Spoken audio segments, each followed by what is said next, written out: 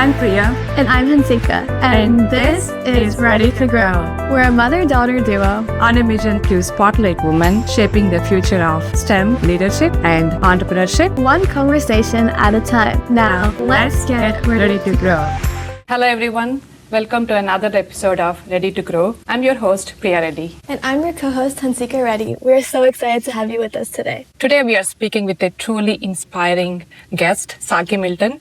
She is the founder and executive director and the heart behind the GEMS Camp. Saki has dedicated her work building STEM confidence and future female STEM leaders through hands-on learning programs. The GEMS Camp was selected by the White House for the Presidential Award in Excellence for Mentoring. Saki was recognized at the United Way's The Pitch 2025 for the Innovation Award, and many more. This conversation is very personal for me and Hansika because I'm a board of directors for the GEMS Camp, and Hansika has interned and volunteered at the GEMS Camp. Her story is full of courage, vision, and lessons that can inspire all of us. Whether you're a student, an educator, or an innovator, or just someone who wants to make a difference. So, if you're curious about mentorship, youth empowerment, or how one's vision can create ripple effects, you're in the right place. Saki, welcome to Ready to Grow. We are very honored to have you with us today. Thank you. Thank you for having me. I'm honored to be here. Let's dive into the questions. Okay. Saki, I have had the privilege of seeing your work up close. Yeah. And what stands out is that the GEMS Camp has always been more than just a program. I feel Agree. that it's like a mission, Yeah. right? And you have built an organization transforming underrepresented girls, how they see themselves in STEM. When you look back, what were those early experiences or the defining moments that planted the seed for the GEMS Camp before the GEMS Camp became a national recognized award-winning program? Yeah. Well, that's a great question to start with. As I was driving here, I was thinking to myself, like, I don't look back enough. I don't do it frequently enough. And I really think that's something that I need to be more intentional about. I'm not saying I don't do it at all, but I don't do it enough. And so I love this question because it did force me to really think back to those early days. I was a classroom teacher when this idea kind of came to me, and it really came out of me watching my girl students. I had the fortune, some teachers have this ability to do this, but some are not given this option where you can move up with your kids in 7th grade and then you rehab them again in the next grade. So that was something that I was really excited about. But during that progression, I noticed that my girl students, who I knew were really, really sharp, the following year kind of were still excelling in their grades, but they didn't want anybody to know it. And I didn't know what that was. I was like, why are you acting this way? It didn't make any sense. And it just led me down a path to really learning and researching about middle school age children and what happens to girls during those formative, the peer network becomes everything. You're building your identity. There's, puberty, all the different changes. And I didn't really realize how much of an impact it had on learning until I was able to witness that. So I look back on that and it really sparked me to say, well, what can I do? And I've always been the type of person where if there's something I think I can do, I'm going to try to do it. And so I started exploring, and I went to a conference in Chicago. And I was just laying in my bed in the hotel, and it was like the idea just came to me. It was so crystal clear. The GEMS Camp, make it a Saturday thing, make it a summer thing. And I just started writing everything down, and here we are today. That's amazing. That's a story I think I'm not aware of. I'm glad we started with that question. Yes, I don't tell it enough then. And I can 100% resonate with that, Saki. My little one who is in 2nd grade. Yeah. Her favorite teacher is her kindergarten teacher. He still today goes and hugs her every time she gets to see, and he wants her to be her teacher as she progresses. Yeah. So that's the kind of bonding they develop. And I'm glad that you listened to your heart and you researched the purpose. Absolutely. That's amazing. Yeah, I definitely think everything that you learn from being a teacher is definitely progressed into the GEMS Camp because you can see how much the girls love you. Yeah. It's really, especially after the graduations for like SMU and TCU, you can see how happy they were. It's really Yeah. Well, I'm just so glad that I get to do this and I get to meet so many like cool girls like Kenzica. Now on to the next question. Yeah, for sure. I have obviously, like my mom said earlier, had the privilege of interning at the GEMS camp firsthand and seen how all the girls grow in confidence and heart with their learning and just all the skills that they learn, technical and non-technical. Your research on STEM identity and belonging really resonated with me. What drew you into studying this at a PhD level, and how has your research changed the way you design programs for the girls? Excellent. I, again, just learning, like I just feel like I'm constantly asking myself questions and I'm constantly asking the world questions. And just from years of doing the GEMS camp and the community that we are able to build together between the mentor and the camper, and then between the staff and the mentor and the staff and the campers, I've always wanted it to feel like it was a place where anyone who came through our doors felt like they belonged. I felt like from a research perspective, I never wanted to really go into a PhD studying school outcomes. I wasn't really drawn to what happens during the school day. I think there's so much amazing research out there. I am more concerned with what happens outside of school and how do people learn, how do children learn, and how are they mentored outside of the school day. And so that's why I decided to do my PhD in informal learning, is what we call it, and to be more technical, informal STEM learning. So it's how we acquire, STEM knowledge, STEM skills, and all those things out of that. But identity and belonging are so key to me as a woman of color, and, going into spaces in the amazing career I've had, sometimes there's only someone who looks like me and I'm that person. And I've had some bad instances, but I've had some wonderful opportunities where people made me feel welcome and made me feel like I belong. And so I always wanted to give that back. And that's why I chose to study that. And how do we foster environments for belonging?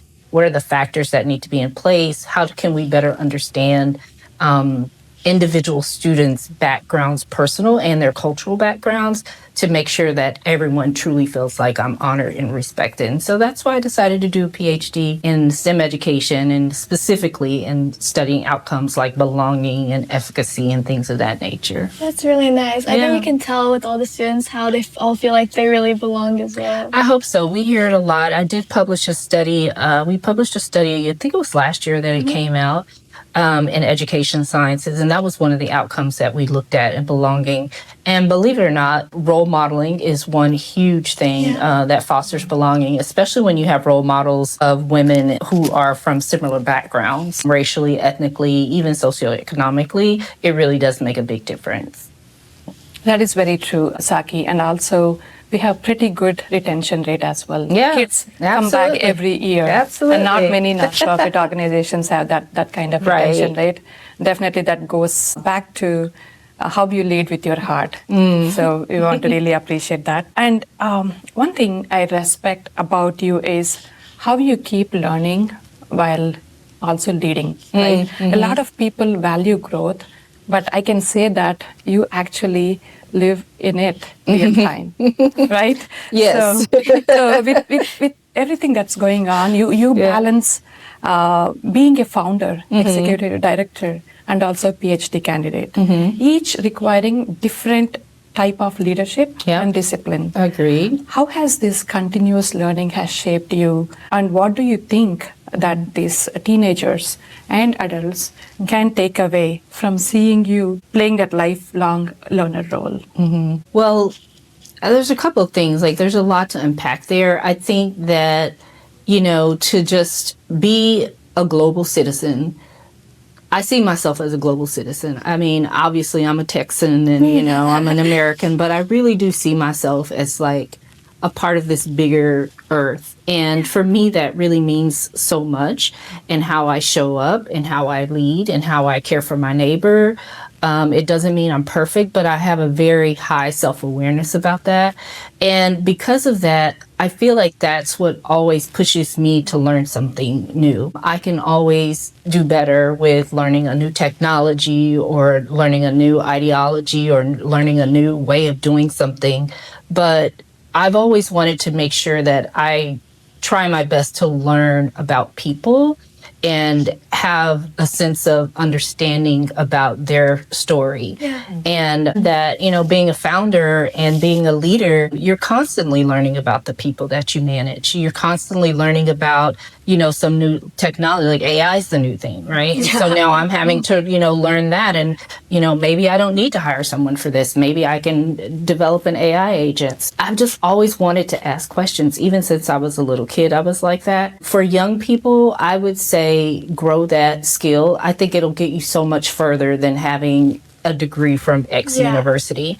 I think when managers and directors and leaders look at the up and coming talent in their organizations, they're usually going to be looking at the people who are constantly asking questions, seeking out new solutions, improving themselves and all of that. And that's that drive to keep learning. That's amazing. I'm pretty sure that applies to leaders as well. Absolutely. Especially in this era of AI.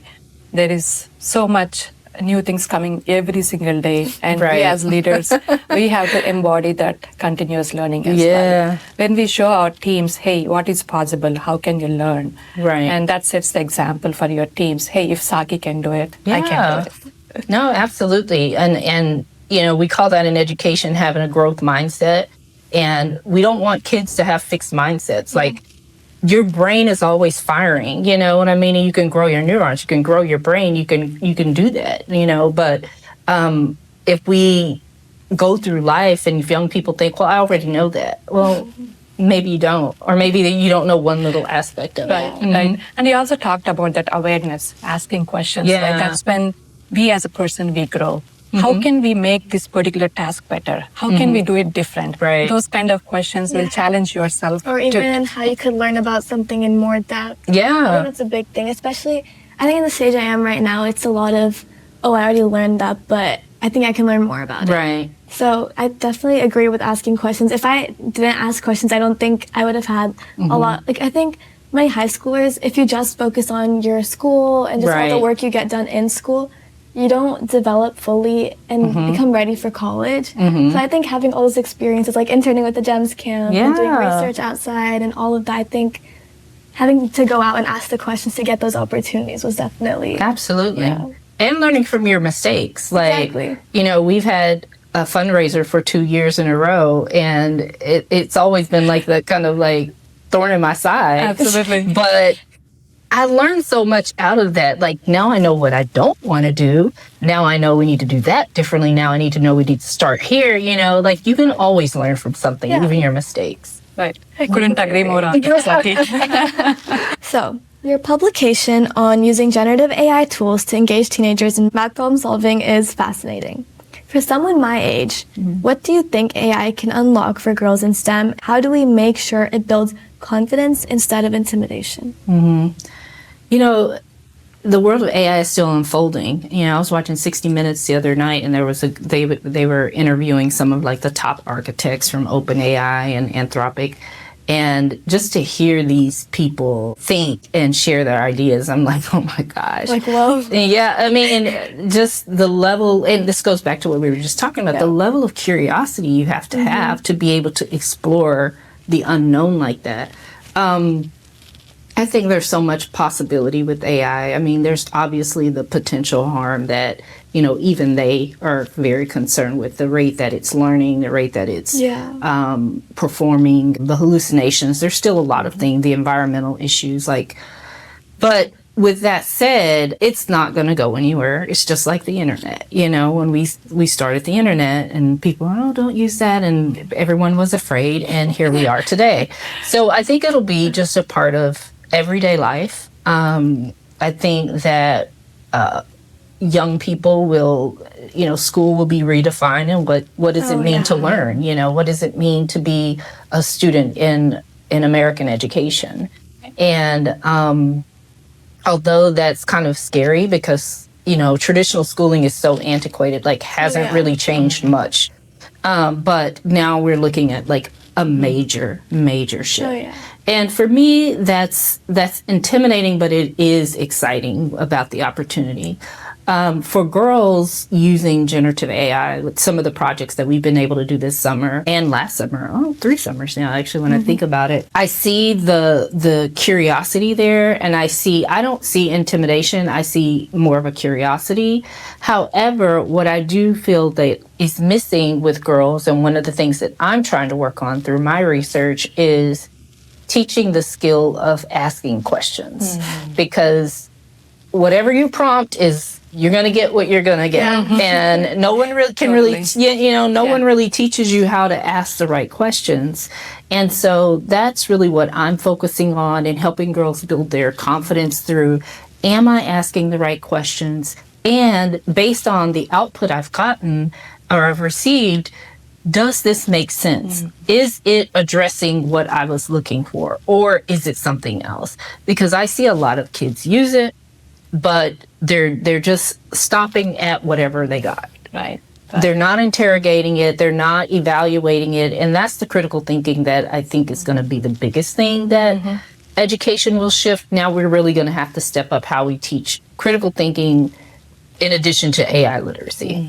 So That's such a powerful perspective you shared, Saki, because the learnings or questions that you shared are very essential, not only today when they're learning, being in school, but when they step into their college or into their career, those questions are very important, because companies are already building the models. They're building or buying the models, but they're asking the right questions and validating whether the tool is actually giving you the right output, right outcome. That is very important. The skills that you are teaching the kids today are actually, they will become the surviving skills when they get into their career. I hope so. I hope it has meaning, and I hope they see value in it.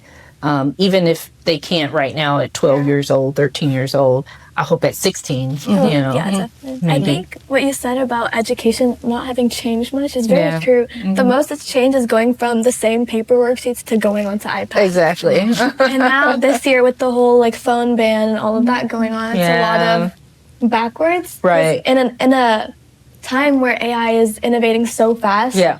We're kind we're kind of banning all AI tools completely at school, for essay writing, which is understandable. You want to be able to learn how to use your own thoughts to develop ideas, but it's completely erased from all learning. So I think what you said is really true. It definitely has to start being integrated into school systems. And everything. Yeah. And why not, instead of taking away things, why not take the time to learn the way students are learning, and saying, well, how can we use this technology to partner with them and to assist them with their learning? Yeah. I've never been a fan of taking things away. I'm more additive than I am subtractive. Yeah. I think there's always, the human brain is more powerful than anything. So I think, we can be smart enough to figure out how to make this work, because this is the world that we live in. It's not going to change. I do believe in the fact that if you take something away from someone, they'll find another way to get to it. So that's human nature. Absolutely. I'm going to find a way to do it. yeah, Absolutely.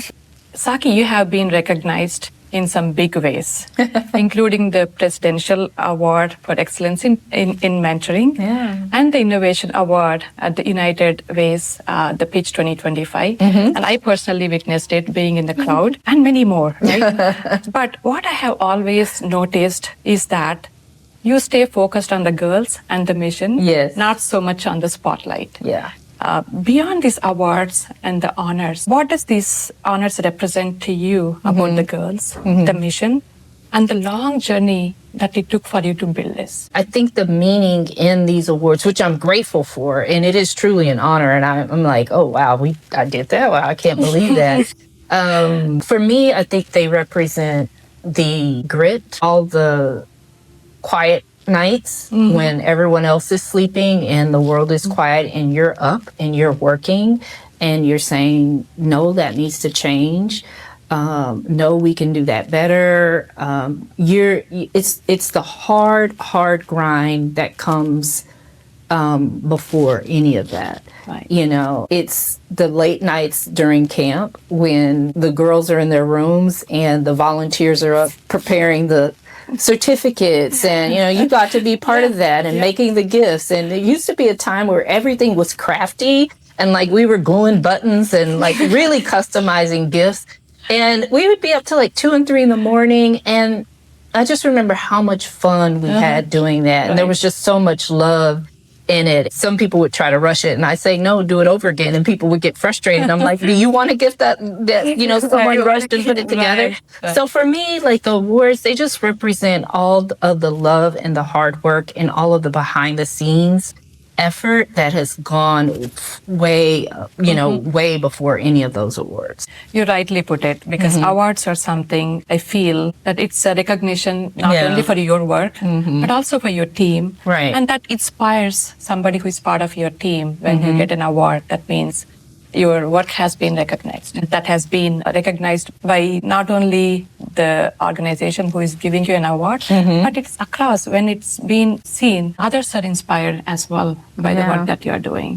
Yeah, I remember going to the pitch. My mom's like, trust me, it's really inspiring. Let's go. And I was like, okay. And so I remember as soon as they called your name, the girls were at the stage, their hands were up onto the stage, and it was so nice. Like everyone was clapping. Like I think it was really beautiful to see how I think they understood that everything they did was being heard too. All the work they put in, it was being recognized as well. It was really nice. Yeah. And you always bring that culture of belonging. That's where girls feel that, hey, I'm part of this. Yeah. When Saki is getting recognized, Thank you. my work is getting recognized as well. Absolutely. And I mean, we've had some great, kids come through our doors. I'm still in touch with most of our, graduates. I have students who are applying to graduate or on their way to graduate school right now, or applying to medical school, and some are in the military. And I really get excited just seeing where they go, in their lives, and who they're going to marry one day, if they choose that, if they choose to be mothers. Like, I'm going to get to see all of that. And that is a blessing that I think that, like, I would not have gotten had I just gone another way. But the awards can never stack up. Like, I've always feel like my awards are in heaven, and the things in the earth and our existence here is important, and it's important that we leave something in the earth. But I've always tried to approach life with what comes next. And I don't know where your faith is, but I believe that there's an afterlife, and I believe that the good that I put into the world today will somehow make a difference.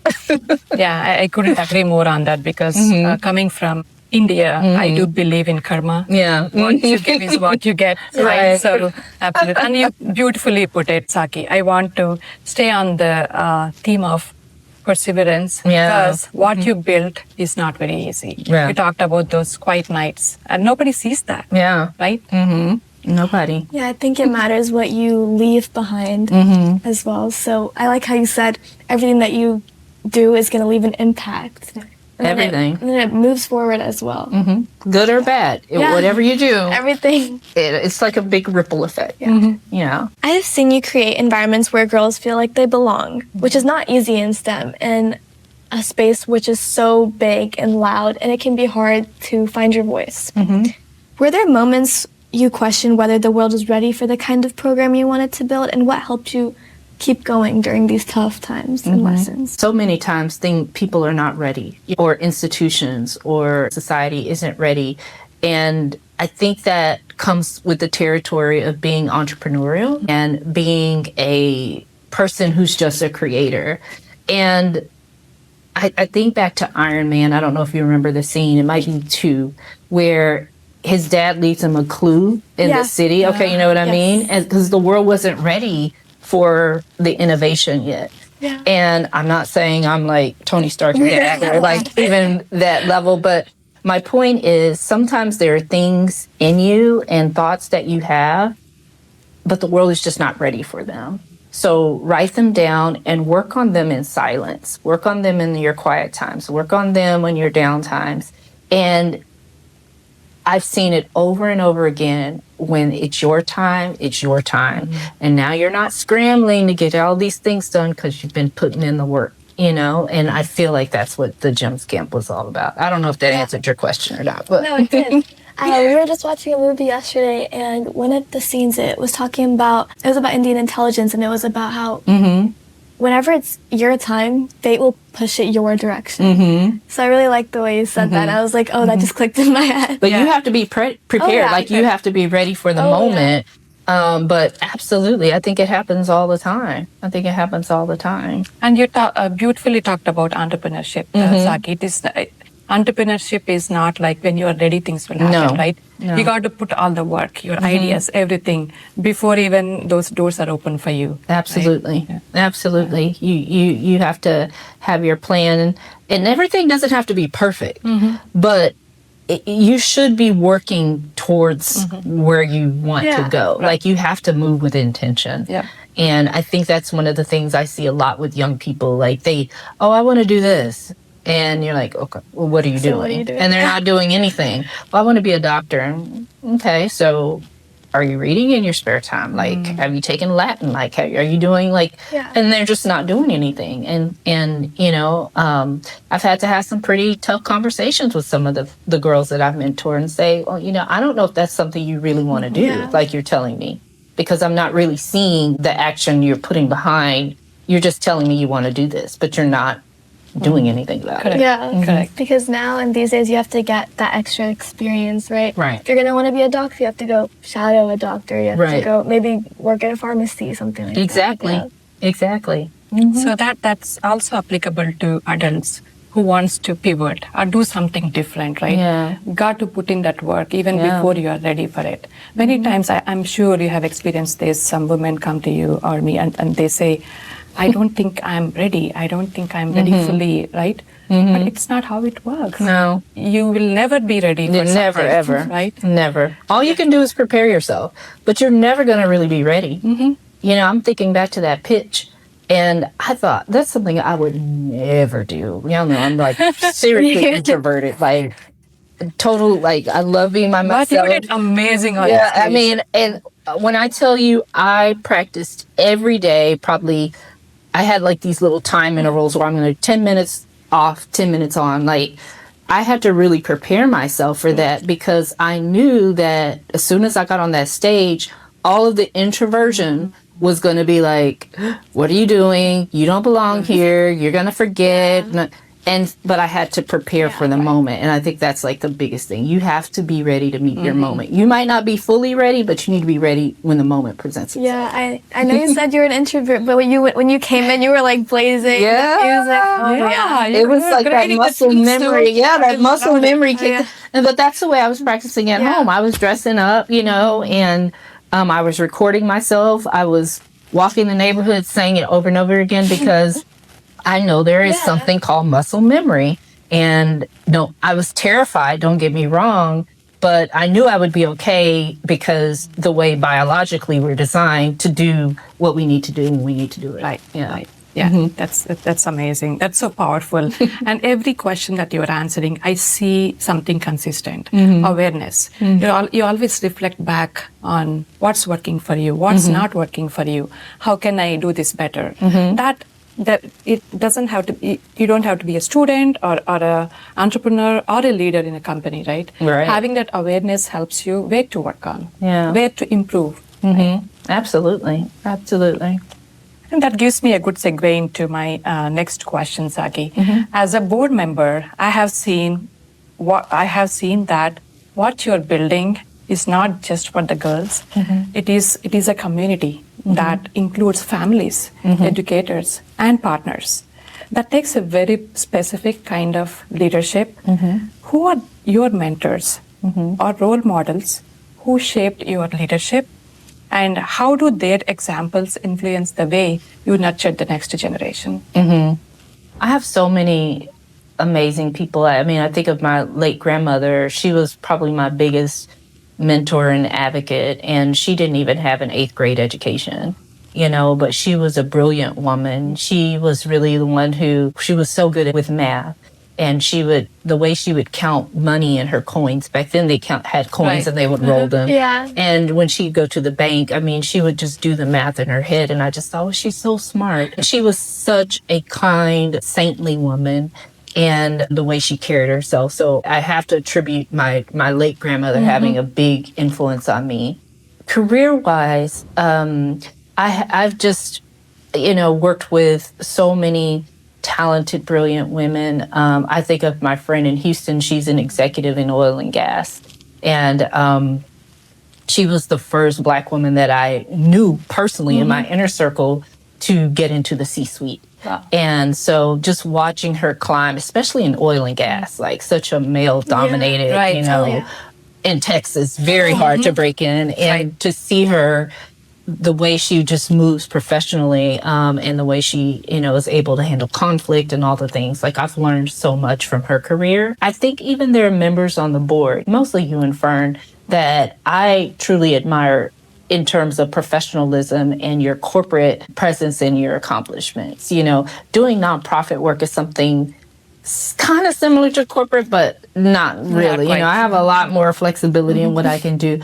So I try to watch women who are around me and to take things from them, like taking poise, taking confidence, taking patience, something I really need to work on sometimes. I try to take something from all of them, and how can I channel all of that to be the best version of myself that I can be. So Wow, that's so powerful how you shared. And also, I love the way you honored the people who shaped you, starting with your grandmother. Sometimes we take things lightly, our parents, and when I remember my mom, who has never been to education system, she's so quick in math. She can just count, mind math, right? I don't think I can do that. With all these calculators, with AI, I don't think I can, but they were very smart. And the way you reflected on the people who shaped you along your personal journey as well as professional is amazing. Yeah, I completely agree with everything that you said. I do believe that even though we've had mentors earlier in our life, you might not realize that they are. Because now that we've been talking about mentorship a lot on the podcast, I've kind of realized that my mom is one of my biggest mentors. Absolutely. Yeah, she's always teaching me something new. She's a powerful woman. Thank you. Means a lot. It's very sweet. I think everywhere I've gone, like even at the GEMS camp, you were a big mentor for me. Being able to work with you directly was so much fun. It was empowering as well. Everywhere you go, you find some sort of mentor that will help you along the way. Absolutely. And again, that's just being aware and seeing who's in the room, know, and either who can I mentor or who would be a good mentor for me. Right. And we learn so much through that mentorship process as well. Absolutely. Now on to a futuristic question. Oh, gosh. Okay. When you picture the future of the GEMS camp 5 or 10 years from now, what excites you the most? And what is the one message you hope girls, parents, and partners carry forward long after they've completed your programs? I think what excites me the most is seeing the GEMS camp across the nation on like many campuses. I've always kind of seen like these little Chick-fil-A's. I always go back to this Chick-fil-A model just because I love Chick-fil-A, but how you know what you're going to get, and you know that when you get your bag, they're going to say my pleasure. You know that these are going to be high school kids. They're going to be so sweet, kind. They're not going to be rude. And that's why people go to Chick-fil-A, other than the food is great as well. But it's the level of service that these young people are giving that's like very commendable, because you can go other places where kids work and they're not. It's like something's different in the training. So I've always envisioned the GEMS camp in the future being like this standard, this model of the way, summer camp should look if it's a STEM camp for girls. And I see it across many different campuses, and no matter where you go, the level of service will be the same. I see alumni coming back and networking and coming back, and maybe there's like a big annual convention that we have, training institutes. Like, I have really big ideas and goals and how to build forward. The message that I hope to leave with the girls is, it doesn't matter where you come from. It doesn't matter what you feel like you don't have. If you don't have the right education, or you don't have the right degree, or you don't have the right hair texture or skin color or whatever, like, at the end of the day, none of those things are going to stop you. The only thing that can truly stop you, and I'm not saying that there aren't barriers, but the only thing that can truly stop you is you. And it's taken me a long time, and the older I get, the more I realize that. I am my biggest enemy sometimes. I have so much, sometimes the thoughts that I tell myself, I'm like, where's that thought coming from? I have to get rid of that thought because I've proven to myself over and over again, if I just put in the work, stay focused, do the research, do the things, I can bring this to fruition. Right. And I really want girls to see that that's exactly what the GEMS Camp is. It's just sticking with something over time without awards, without pats on the back, without all of that. And eventually Right. it comes together. And it's never about you. It's about whatever it is you were meant to put in the world. So I think that's what I would leave with people. That's so powerful, Saki. I remember first time when I talked to you 2 years ago. Yeah.